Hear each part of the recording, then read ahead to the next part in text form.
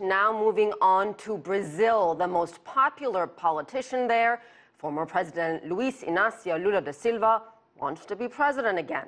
Lula just registered as a candidate from jail, where he's serving time for corruption. So will the courts really let a convicted criminal run? And if so, does any other candidate stand a chance? Let me bring in Remi Piet, live from Miami. He's a senior director at America's Market Intelligence. So Remi, realistically speaking, what are Lula's chances when he's behind bars serving time? Well, almost none, because there's a law in Brazil that says that if you've been convicted in the second court of appeal, which is the case of Lula, you should not be allowed to run for any kind of public office, which is actually quite ironic because Lula is really leading by a large margin in the polls now, gathering almost 30% of the intentions of votes.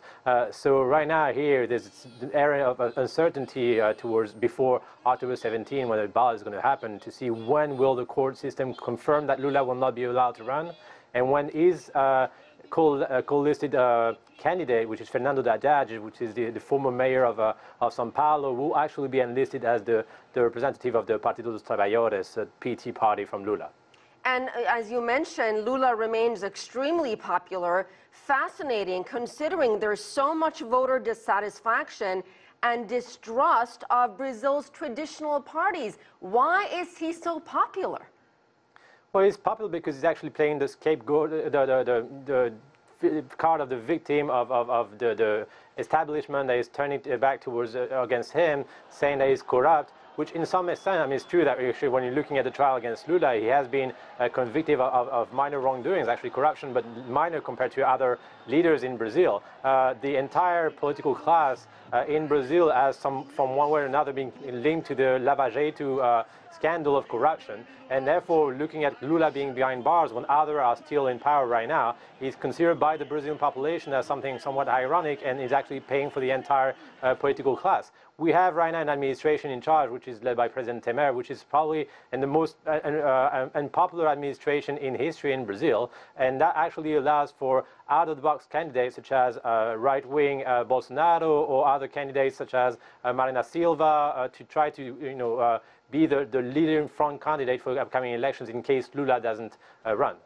Is there any evidence that all these charges against him and his conviction, we were talking about fake news in the U.S., that perhaps is not true? I mean, is there any evidence of that? Well, there is, and Lula has been receiving some gift from corporation, and that's a whole political system that has to be strongly reformed and changed. And Lula is not responsible for the political system. However, he has benefited from it, but to a smaller extent than other politicians that are right now out of the sphere of justice and are not being convicted. So that's this feeling from the left-wing parties that they actually are being used as the victim of the system, and then are responsible for the system itself. What President Temer was for, and other of his allies are actually on tape for receiving funds from the meat industry, from other sectors of the Brazilian economy, and are not being right now charged by the judges. So there is this feeling that the media, the large industries, more than anything, the agro industry also are actually preventing the left-wing parties to go back into power. That the right-wing President Temer actually took control of the party by impeaching Dilma Rousseff, which was actually the